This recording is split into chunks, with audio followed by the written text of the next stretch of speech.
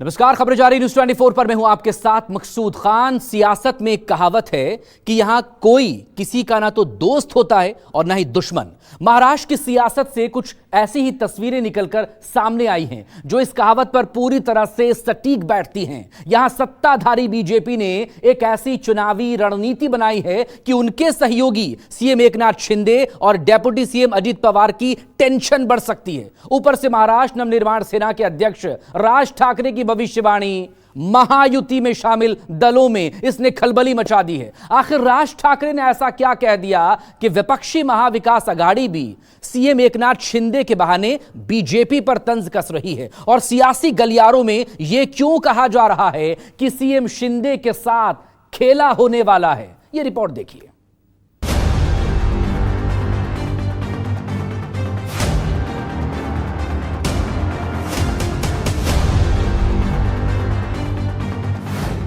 महायुति में secret fight, चुनाव बाद शिंदे हो जाएंगे साइड।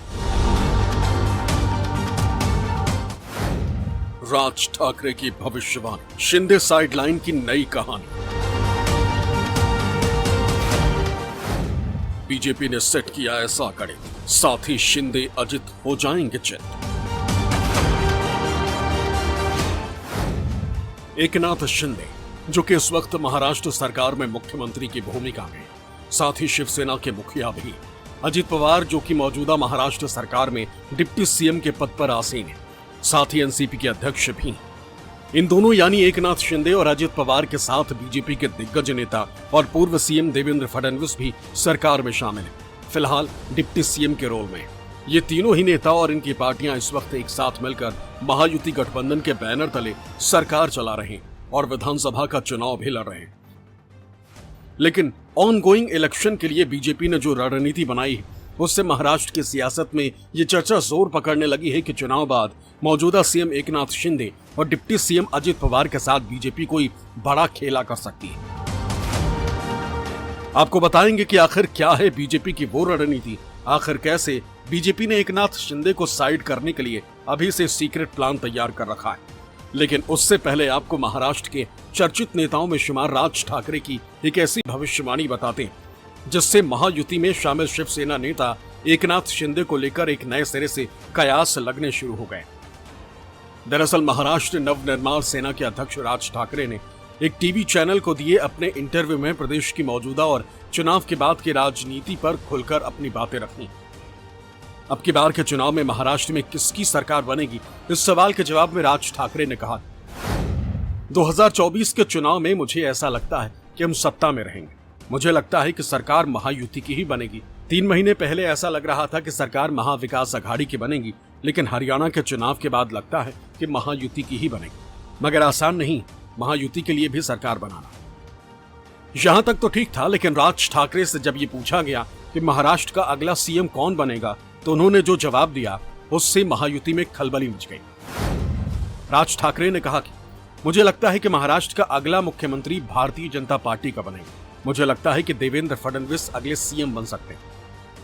वैसे तो राज ठाकरे ना तो महाविकास आघाड़ी का हिस्सा है और ना ही महायुति का, हालांकि उनका दिल बीजेपी के लिए जरूर धड़कता है। कई बार खुले मन से राज ठाकरे बीजेपी की तारीफ कर चुके हैं। यहां तक कि पिछले लोकसभा चुनाव में राज ठाकरे ने प्रधानमंत्री नरेंद्र मोदी के चेहरे का समर्थन भी किया था और बिन शर्त सपोर्ट भी किया था।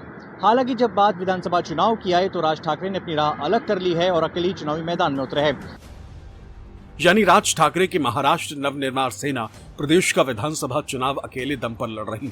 लेकिन राज ठाकरे ने अपने बयान में जो कुछ भी कहा है, उससे लगता है कि वो चुनाव बाद महायुति का हिस्सा होंगे। ऐसे में राज ठाकरे के बयान के भी कई मायने निकाले जा रहे हैं। पहला तो ये कि राज ठाकरे का बेटा अमित ठाकरे माहिम विधानसभा सीट से पहली बार चुनाव लड़ रहा है। वैसे तो यहाँ महायुति की ओर से एकनाथ शिंदे की पार्टी से कैंडिडेट भी उतारा गया, लेकिन महायुति के सबसे बड़े दल बीजेपी ने राज ठाकरे के बेटे अमित ठाकरे का समर्थन किया है, जिसका ऐलान खुद देवेंद्र फडणवीस ने किया। ऐसे में माना जा सकता है कि फडणवीस के साथ दोस्ती वाला कर्टसी निभाते हुए राज ठाकरे ने उन्हें अगला सीएम बता दिया। दूसरा ये कि राज ठाकरे को उद्धव ठाकरे और कांग्रेस का सबसे बड़ा विरोधी माना जाता है। ऐसे में उनके पास बीजेपी का समर्थन करने के अलावा कोई और ऑप्शन नहीं बचता है। जाहिर है महायुति में सीएम शिंदे के नाम पर राज ठाकरे के बयान से प्रदेश की सियासत गरमानी ही थी। विरोधी महाविकास अघाड़ी को तंज कसने का बैठे बिठाए एक मौका भी मिल गया। उनका बेटा चुनाव में खड़ा है और अगर जिसका बेटा चुनाव में खड़ा होता है उनकी मानसिक स्थिति आप समझ सकते हो। जिस बीजेपी को महाराष्ट्र से हद्दपार करने की भाषा ये नेता कर रहे थे, अमित शाह और मोदी जी को महाराष्ट्र में आने तक नहीं देना, अब वो उनके गुणगान करने लगे हैं, तो उनके मन में डर है अपने बेटे के भविष्य के बारे में। हो सकता है, होना भी चाहिए, हम उसके ऊपर क्या बात करें, लेकिन महाराष्ट्र में किसी भी हालत में महाविकास आघाड़ी का ही मुख्यमंत्री बनेगा, ये मिस्टर राज ठाकरे जी को भी पूरी तरह से मालूम है। महाराष्ट्र में मुख्यमंत्री बनने के लिए 144 सीटों पर चुनकर आना होता है, तो राज ठाकरे जी आपकी तो अंडे का फंडा है, 0, और बीजेपी 50 के ऊपर जाने वाली नहीं है, तो फिर कैसे मुख्यमंत्री बनेगा? कि केवल अमित ठाकरे जी को चुनकर लाने के लिए बीजेपी के सपोर्ट की जरूरत शायद आपको लग सकती है या हो रही होगी, इसीलिए शायद उन्होंने ये कहा होगा, लेकिन जो राज ठाकरे कहते हैं वो होता नहीं है। महाराष्ट्र विधानसभा चुनाव के मैदान में 135 उम्मीदवार उतारने के बाद भी अगर राज ठाकरे जी भाजपा का मुख्यमंत्री होने के सपने देख रहे हैं, तो वो क्यों और किसके कहने पर, ऐसा सवाल महाराष्ट्र की जनता पूछ रही है। और वैसे भी आजकल राज ठाकरे जी भाजपा की और भाजपा राज ठाकरे जी की बहुत तारीफ कर रहे हैं, और फिर भी भाजपा ने महायुति में राज ठाकरे जी की मनसे को बिल्कुल जगह नहीं दी। ये क्यों, ये सवाल भी महाराष्ट्र की जनता पूछ रही है। महाराष्ट्र की जनता समझदार है, महाविकास आघाड़ी का मुख्यमंत्री होने के लिए वो हमें आशीर्वाद देगी, ये हमें पूरा विश्वास है। इधर सत्ताधारी महायुति में शामिल बीजेपी जहां राज ठाकरे के उस बयान का समर्थन कर रही है जिसमें उन्होंने कहा था कि प्रदेश में महायुति की सरकार बनेगी, तो वहीं शिंदे की शिवसेना की तरफ से कहा गया है कि सीएम कौन होगा ये तो चुनाव बाद तीनों दलों के शीर्ष नेता तय करेंगे। राज साहब जी ने स्पष्ट रूप से कहा था कि माननीय पंतप्रधान मोदी जी के चुनाव में विकसित भारत को संकल्प को साथ देंगे, 2047 का विकसित भारत बनाने के लिए हम काम करेंगे। तो मोदी जी को साथ दिया। उसी समय उन्होंने कहा था कि हम विधानसभा अलग लड़ेंगे। हम भी राज जी का हम बहुत सम्मान करते हैं, बहुत सम्मान करते हैं राज ठाकरे जी का। हमारे व्यक्तिगत रूप से भी संबंध है, उनकी पार्टी का भी एक विचारधारा है, वो विचारधारा हमसे मिलती है। तो उन्होंने कहा कि आज हम चुनाव अलग अलग भी लड़ रहे हैं, लेकिन आने वाले दिनों में हम अब साथ में रहेंगे, तो उसमें क्या बुरा है। महाराष्ट्र के विकास के लिए राज साहब जैसे व्यक्ति अगर भारतीय जनता पार्टी के साथ अगर मिल के काम करते तो मुझे लगता है महाराष्ट्र के विकास के लिए इससे अच्छी बात क्या होगी। राज ठाकरे जी महाराष्ट्र के बड़े नेता है और उन्होंने अगर कोई उनकी निजी राय व्यक्त की है तो उनका हक है, लेकिन महायुति एक साथ है, एकजुट है, आने वाले इलेक्शन जीतने वाली है। और उसके बाद जो बीजेपी की पार्लियामेंट्री बोर्ड है, बीजेपी का आला कमान है और तीनों नेता देवेंद्र फडणवीस, एकनाथ शिंदे और अजित दादा मिलके बैठ के तय करेंगे कि अगला मुख्यमंत्री कौन होगा। शिवसेना के कार्यकर्ता होने के हिसाब से मुझे तो लगता है कि एकनाथ शिंदे जी ने अच्छा काम किया और उनको फिर से एक मौका देना चाहिए। एमएनएस के अध्यक्ष आदरणीय राज ठाकरे साहब ने एक प्रेस इनक्लेव में इस बात को कहा कि अगले मुख्यमंत्री भारतीय जनता पार्टी से आदरणीय देवेंद्र फडणवीस साहब होंगे।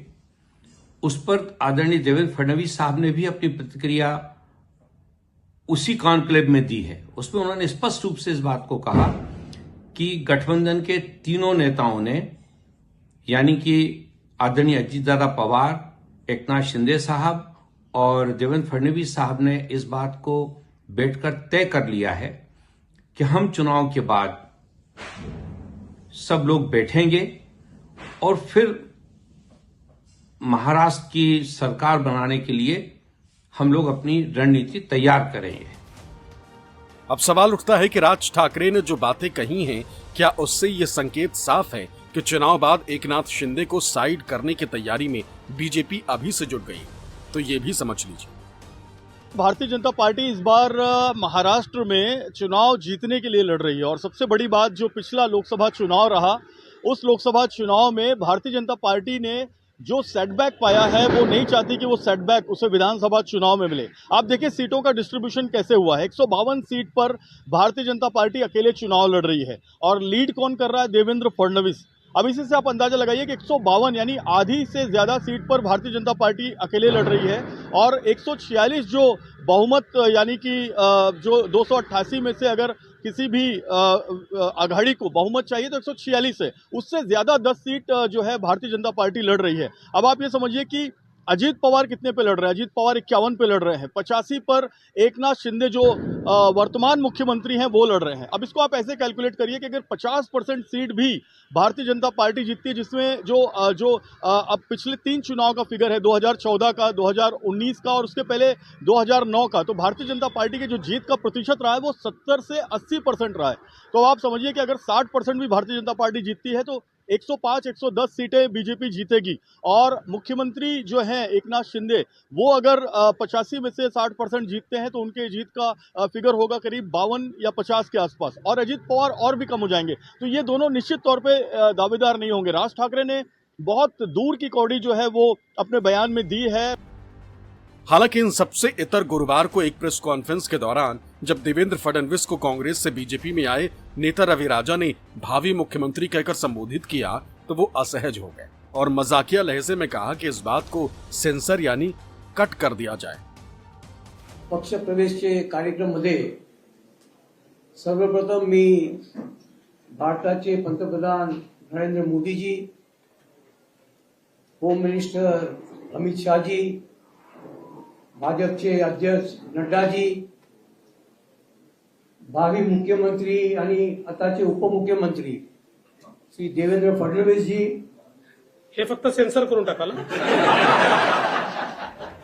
महाराष्ट्र में मुख्यमंत्री पद को लेकर घमासान कोई नई बात नहीं। इससे पहले दोनों गठबंधनों में भी आपसी बयानबाजी हो चुकी है। महाविकास अघाड़ी में जहां उद्धव ठाकरे कांग्रेस के नेताओं और एनसीपी शरद गुट के बीच सीएम फेस को लेकर कई दिनों तक माथापच्ची हो चुकी है, तो वहीं महायुति में भी बीजेपी शिंदे की शिवसेना और अजित पवार के एनसीपी के शीर्ष नेताओं की अपनी अपनी इच्छा जग जाहिर हो चुकी है। लेकिन बाद में ये पूरा मामला गठबंधन के ऊपर आ गया। दोनों गठबंधन में शामिल नेता अपनी अपनी इच्छा छोड़ एक दूसरे गठबंधन के सीएम फेस पर बात करने लगे।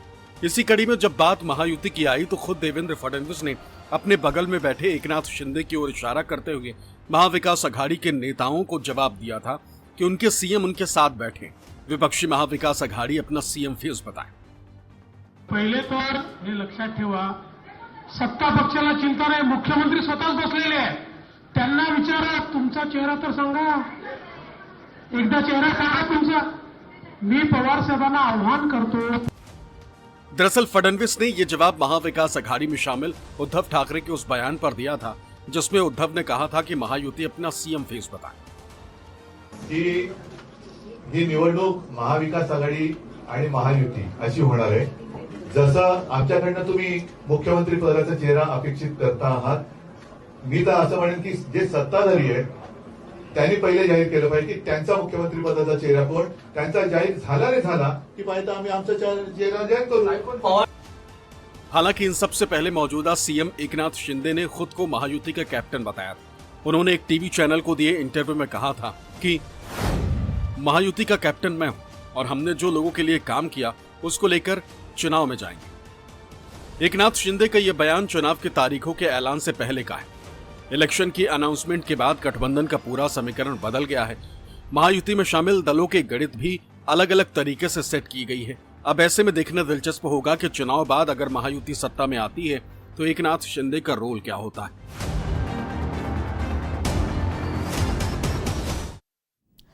इस तरह के तमाम कयास और सवाल इसलिए भी उठ रहे हैं क्योंकि महायुति में शामिल दलों की तरफ से जो कैंडिडेट उतारे गए उसमें पूरी तरह बीजेपी की छाप दिख रही है। यहां तक कि शिंदे की शिवसेना और अजित की एनसीपी के कई ऐसे प्रत्याशी हैं जो हाल तक बीजेपी के नेता हुआ करते थे। आखिर इस तरह की रणनीति के पीछे की सियासत क्या है, इस रिपोर्ट में देखिए।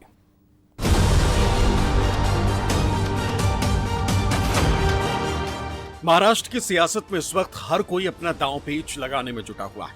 साम दाम दंड भेद हर तरीका अपनाया जा रहा है। हर दल अपनी अपनी रणनीति को उस हिसाब से सेट कर रहा है जिससे चुनाव बाद सत्ता पर काबिज होने का मौका मिल सके। जिसमें बीजेपी इस वक्त सबसे आगे दिख रही, इतना आगे कि अपने सहयोगी दलों पर भी हावी हो चुकी। इसे ऐसे समझिए, 288 सीटों वाली महाराष्ट्र विधानसभा में बीजेपी इस बार कुल 148 सीटों पर चुनाव लड़ रही। उनकी सहयोगी और सीएम शिंदे की शिवसेना 85 और डिप्टी सीएम अजित पवार की एनसीपी 51 सीटों पर अपना उम्मीदवार उतार चुकी। इसके अलावा 4 सीट छोटे छोटे दलों को दिया गया है। अब आप सोच रहे होंगे कि इसमें रणनीति क्या है। गठबंधन धर्म के तहत जिस पार्टी की जितनी हैसियत, उस हिसाब से सीट दे दी गई है। तो जरा ठहरिए, कहने को शिंदे की शिवसेना 85 और अजित पवार की एनसीपी 51 सीटों पर लड़ रही, लेकिन असल में इन पार्टियों से बीजेपी के भी कई नेता चुनाव लड़ रहे हैं। एक आकलन के मुताबिक कुल 17 ऐसे नेता हैं जो नॉमिनेशन की आखिरी तारीख से कुछ दिन पहले तक बीजेपी में थे, लेकिन अब या तो शिवसेना के कैंडिडेट हैं या फिर अजित गुट के एनसीपी की ओर से चुनावी मैदान में, जिसमें से 12 शिंदे की शिवसेना से चुनाव लड़ रहे हैं, तो वहीं 4 अजित पवार की एनसीपी और एक रामदास अठावले की पार्टी से कैंडिडेट। इस लिहाज से देखा जाए तो भारतीय जनता पार्टी 148 नहीं बल्कि 165 सीटों पर चुनाव लड़ रही है। इसे बीजेपी की रणनीति का हिस्सा ही कहा जाएगा कि पिछले बार भी पार्टी इतने सीटों पर चुनाव नहीं लड़ पाई थी, जबकि 2019 में शिवसेना ही बीजेपी की साथ थी। लेकिन इस बार 3 दलों के साथ होने के बावजूद भारतीय जनता पार्टी ने अपने लड़ने वाली सीटों की संख्या 165 तक पहुंचा दी है। बीजेपी की इस रणनीति को विपक्षी दल कांग्रेस अच्छे तरीके से भांप गई। तभी तो कांग्रेस के महाराष्ट्र प्रभारी रमेश चन्नीथला ने आरोप लगाया है कि हर जगह सिर्फ बीजेपी ही चुनाव लड़ रही, उनका महायुति खत्म हो गया। महायुति से कंपेयर करते तो महाविकास आघाड़ी में कोई मतभेद नहीं है। आपस में महायुति में भयंकर लड़ाई चल रहे हैं और बीजेपी के जो नेता शिंदे ग्रुप में छिन्न में लड़ रहे हैं और एनसीपी के नेता के कोटे में बीजेपी लड़ रहे हैं। कभी ऐसा मैंने कभी राजनीति में नहीं सुना है। एक विचित्र गठबंधन है महायुति। बीजेपी के नेता शिंदे के ग्रुप में उनके चिन्ह पे लड़ रहे हैं और एनसीपी के कोटे में जो सीट मिला है उस पर भी बीजेपी लड़ रहे हैं, ताकि बीजेपी ही लड़ रहे हैं चुनाव। उनका महायुति खत्म हो चुका है। केवल बीजेपी ने शिंदे और अजित पवार को खत्म कर दिया इस चुनाव से। सीट वाइज उम्मीदवारों को देखें तो कुडाल विधानसभा सीट से शिवसेना उम्मीदवार नीलेश राणे, मुंबा देवी सीट से शाइना एनसी, कन्नड़ सीट से संजना जाधव दानवे, पालघर से राजेंद्र गावित, बोईसर से विलास तरे, भिवंडी ईस्ट सीट से संतोष शेट्टी, अंधेरी ईस्ट से मुरली पटेल, संगमनेर सीट से अमोल खटल, धाराशिव विधानसभा से अजीत पिंगले, करमाला से दिग्विजय बागल, निवासा से विट्ठल लांघे और बालापुर विधानसभा सीट से शिवसेना कैंडिडेट बलिराम सिरास्कर नॉमिनेशन की तारीख से पहले तक बीजेपी के नेता हुआ करते थे। इसके अलावा अर्जुनी मोरगांव विधानसभा सीट से अजित गुट के एनसीपी प्रत्याशी राजकुमार बड़ोले, लोहा कंधार सीट से प्रताप पाटिल चिखलीकर, वालवा इस्लामपुर सीट से निशिकांत पाटिल और तासगांव कवठे महंकाल सीट से संजय काका पाटिल कहने को तो एनसीपी के कैंडिडेट हैं, लेकिन कुछ दिन पहले तक बीजेपी के नेता थे। यहां तक कि रामदास अठावले की पार्टी आरपीआई का एकमात्र कैंडिडेट अमरजीत सिंह भी बीजेपी के ही नेता हैं। ऐसे में सवाल उठना लाजमी है कि सहयोगी दलों में अपने नेताओं को भेजकर और उन्हें प्रत्याशी बनाकर बीजेपी क्या चुनाव बाद किसी भी तरह की स्थिति से निपटने के लिए कोई रणनीति बनाए हुए, तो ये भी समझ लीजिए। बिल्कुल रणनीति है, 100% रणनीति है। मुर्जी पटेल का मैं एग्जांपल दूंगा। मुर्जी पटेल अंधेरी में पिछली बार 45,000 वोट लिए थे जब उनके सामने सुनील यादव और रमेश लटके खड़े थे और मुर्जी पटेल दूसरे नंबर पर थे, सुनील यादव तीसरे नंबर पर थे। अब मैं आपको बताऊं, सुनील यादव भारतीय जनता पार्टी से खड़े थे, मुर्जी निर्दलीय खड़े थे। इस बार मुर्जी ने एकनाथ शिंदे की पार्टी से धनुष बाण पर चुनाव लड़ने का जो है वो ऐलान कर दिया है। अब मुर्जी पटेल किसके आदमी है? वो भारतीय जनता पार्टी के आदमी है। संजय काका पाटिल वो एनसीपी से खड़े हैं अजीत पवार के, लेकिन वो भारतीय जनता पार्टी के आदमी हैं। आप देखेंगे कि राजेंद्र गावित जो पालघर से खड़े हैं वो भारतीय जनता पार्टी के सांसद रहे हैं, लेकिन अब वो एकनाथ शिंदे की पार्टी से खड़े हैं। तो 17 ऐसे उम्मीदवार हैं जो 152 और 17 को अगर हम जोड़ें 159 + 10 यानी 169 170 के करीब बीजेपी इस विधानसभा चुनाव 2024 में चुनाव लड़ रही है। और 115 120 के आसपास अगर बीजेपी आती है और राज ठाकरे मिलते हैं तो इसके बाद बीजेपी का रास्ता कितना साफ है ये आप खुद और दर्शक खुद इसका अंदाजा लगा सकते हैं। अब जरा ये भी जान लीजिए कि महाराष्ट्र की सियासत अब की बार इतनी उलझी हुई क्यों है। दरअसल जून 2022 में एकनाथ शिंदे ने उद्धव ठाकरे से बगावत कर शिवसेना तोड़कर बीजेपी से हाथ मिला लिया था और प्रदेश के सीएम बन गए थे। इसके ठीक एक साल बाद जुलाई 2023 में अजित पवार ने अपने चाचा शरद पवार के खिलाफ बगावत कर एनसीपी के कई विधायकों और सांसदों को लेकर बीजेपी शिवसेना सरकार में शामिल हो गए थे और डिप्टी सीएम बन गए।